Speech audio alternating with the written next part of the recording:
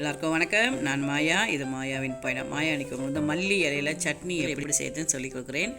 இது வந்து அரை மூடி தேங்காய், மல்லி இலை வந்து 2 பிடி அளவுக்கு, புளி வந்து கரைச்சி வச்சுருக்கேன். இந்த புளி வந்து நம்ம வந்து ஸ்பூன் கணக்கில் பார்த்து நம்ம ஊற்றிக்கணும். இது நம்ம மொத்தமாக கரைக்கணும் அந்த புளியை வந்து. ஸோ அதுக்கப்புறம் கொஞ்சம் பொட்டுக்கடலை, ஒரு 2 ஸ்பூன் பொட்டுக்கடலை, வெங்காயம் வந்து ஒரு பெரிய வெங்காயம், ஒரு ஸ்பூன் அளவுக்கு வந்து நிலக்கடலை, 10 பல் பூண்டு, ஒரு 6 பச்சை மிளகா, 2 மிளகா வந்து சின்ன மிளகா, அது காரத்துக்கு கொஞ்சமாக இஞ்சி வச்சா போதும். அதுக்கப்புறம் வந்துட்டு தேவையான அளவு உப்பு பார்த்து போட்டுக்கலாம். ஸோ சட்டியில் வந்து கொஞ்சமாக நெல்லெண்ணெய் தான் ரொம்ப நல்லது. ஸோ நல்லெண்ணெய் வச்சிங்கன்னா உங்களுக்கு வந்து ஹெல்த் கான்ஷியஸ்க்கு கொஞ்சம் நல்ல விஷயமாகவும் இருக்கும். ஸோ கொஞ்சமாக நல்லெண்ணெய் ஊற்றி தாளிப்போம். நல்லெண்ணெய் ஊற்றிட்டு நல்லெண்ணெய் நல்லா காஞ்ச பிறகு அதுக்கப்புறம் அதில் வந்து பூண்டு வச்சுக்கணும் இல்லையா, பூண்டு போடணும். இந்த பூண்டு வெங்காயம் இதெல்லாம் நல்லா ஒரு பொரியலுக்கு வந்துச்சுன்னா சட்னி வந்து ரொம்ப சுவையாக இருக்கும். ஸோ ரொம்பவும் பொரியக்கூடாது, சுமாரான ஒரு பொரியல் இருந்தாலே சிறப்பாக இருக்கும். ஸோ பிறகு வந்து வெங்காயம் போடுவோம். வெங்காயமும் அதிலே சேர்த்து வதக்கிடுவோம். நல்லா வெங்காயம் நல்லா ஒரு லைட்டான ஆஃப் குக்கில் வந்து நல்லா வதங்கினா போதும். அதில் வந்து அந்த வெட்டி வச்சிருந்த ஒரு துண்டு இஞ்சி, பச்சை மிளகா, நம்ம 3-4 பச்சை மிளகா வெட்டி வச்சுருந்தேன். அதுக்கப்புறம் வந்து கார மிளகாய், இது வந்து கார மிளகா, ஊசி மிளகா சொல்லுவோம்ல, அந்த ஊசி மிளகா 2 காரத்துக்காக. அதிலே வந்துட்டு நமக்கு தேவையான அளவு உப்பும் சேர்த்து போட்டுக்கலாம். இதெல்லாம் வந்து சுமாராக வதங்கின பிறகு நம்ம வந்து 1 ஸ்பூன் அளவுக்கு எடுத்து வச்சிடணும் இல்லையா, நிலக்கடலை, அதாவது கச்சாந்தானா போட்டு அதிலே வதக்குவோம். ரொம்ப பொரியணும்லாம் கிடையாது, அதிலே வதக்குவோம். அதோடு சேர்த்து பொட்டுக்கடலையும் சேர்த்து போட்டுருவோம். பொட்டுக்கடலை நீங்கள் வந்து எவ்வளோ தேங்காய் பாய்க்கிறீங்களோ அந்த அளவுக்கு 1 ஸ்பூன் 2 ஸ்பூன் ஒரு 4 ஸ்பூன் கூட போடலாம். பொட்டுக்கடலை போட்டால் உங்களுக்கு வந்து சட்னி வந்து டேஸ்ட்டாக இருக்கும். ஸோ இதுவும் வந்து நல்லா வதக்கிற மாதிரி லைட்டான பொரியல் மாதிரி அப்படியே எடுத்துட வேண்டியதுதான். பாருங்கள், இப்போ நல்லா வதங்கிருச்சு. நம்ம இதிலே வந்துட்டு தேங்காய் பூ போட போகிறோம்.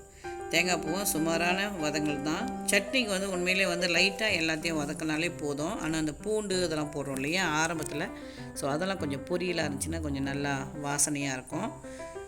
நல்லா இதை மட்டும் வதக்கிக்கணும். இப்போ தேங்காய் பூவை நம்ம முதலே கொஞ்சம் உப்பு போட்டோம் வெங்காயம் வதக்கும் போதே. ஸோ இப்போ இன்னும் கொஞ்சம் உப்பு பத்தலைன்னா பார்த்து இப்போ உப்பு போட்டு இதையும் நல்லா வதக்கிட்டு இதில் தான் வந்துட்டு இப்போ நம்ம வந்து புளி கரைச்சி வச்சுருக்கோம் இல்லையா, அந்த புளியில் நான் வந்து ஒரு 3 ஸ்பூன் அளவுக்கு புளி ஊற்றுவேன். இந்த புளி வந்து எப்போதுமே அடுத்தடுத்த சமையலுக்கு நம்ம மொத்தமாக கரைச்சி வச்சுப்போம். ஸோ அதனால் புளி கரைச்சாச்சு. ஸோ 3 ஸ்பூன் அளவுக்கு ஊற்றிருக்கேன். புளியும் கரெக்டாக இருந்தாலும் தான் அந்த சட்னி வந்து இன்னும் கொஞ்சம் நல்லா இருக்க வாய்ப்பு இருக்கும். சில பேர் தக்காளி போட்டு வதக்குவாங்க. நம்ம இப்போ வந்து புளி போட்டு வதக்கி நான் எப்போதுமே இந்த சட்னி செஞ்சால் சூப்பராக இருக்கும். அதனால் நான் புளி ஊற்றியிருக்கேன்.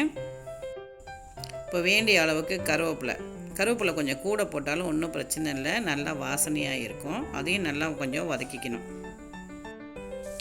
அதோடு சேர்த்து நம்ம எடுத்து வச்சுருந்த மல்லி இலை சுத்தமாக கழுவி அதை வந்து துண்டு பண்ணி கட் பண்ணி வச்சாச்சு.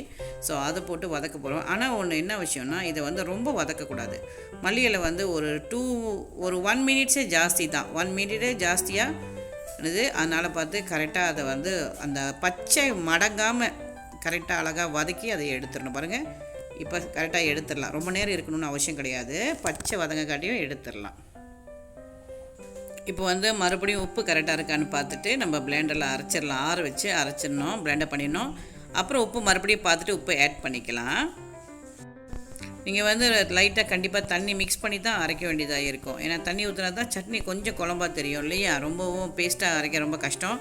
ஸோ அதனால் கொஞ்சமாக தண்ணி ஊற்றி பிளெண்டர் பண்ணிக்கிங்க.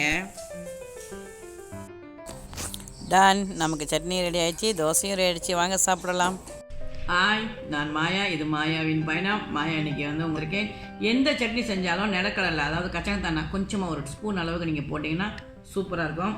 ஸோ நான் வந்து இன்றைக்கி வந்துட்டு மல்லி சட்னி செஞ்சுருக்கேன், மல்லி இலை போட்டு சட்னி செஞ்சுருக்கேன், தோசை விட்டுருக்கேன். பாருங்கள், நல்லா இருக்கானே? ஓகே, நல்லா இருக்கான்னு சாப்பிட்டு பார்த்து தான் சொல்ல முடியும். மாயா சாப்பிட்டு பார்த்து சொல்கிறேன்.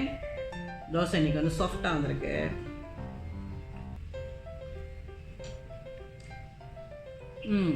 கரெக்டான காரம், கரெக்டான உப்பு, கரெக்டான புளி இருந்தால் மட்டும்தான் சட்னி வந்து சூப்பராக இருக்கும். ஸோ சட்னி நமக்கு உண்மையிலே ரொம்ப நல்லாயிருக்கு. இது நீங்கள் நான் சாப்பிட்றதா இருந்தாலும் இதை வச்சு சாப்பிட்லாம், இல்லை சப்பாத்தி சாப்பிட்றதா இருந்தாலும் இதை வச்சு சாப்பிட்லாம், உண்மையிலே சூப்பராக இருக்குது. பொட்டுக்கடலையும் நிலக்கடலையும் அதாவது கச்சாந்தானம் மிக்ஸ் பண்ணினாலே எப்போதுமே துவையல் மாதிரி சட்னி செஞ்சாலும் சரி துவையல் செஞ்சாலும் சரி சாப்பிட்டு பாருங்கள், சூப்பராக இருக்கும். ரொம்ப முக்கியமாக நல்லெண்ணெய் போட்டு தாளிங்க, அது இன்னும் வாசனையாக இருக்கும். ஓகே, மீண்டும் அடுத்த ஒரு வீடியோவில் சந்திப்போம். பாய். வாழ்க்கை ஒரு அழகான பயணம்.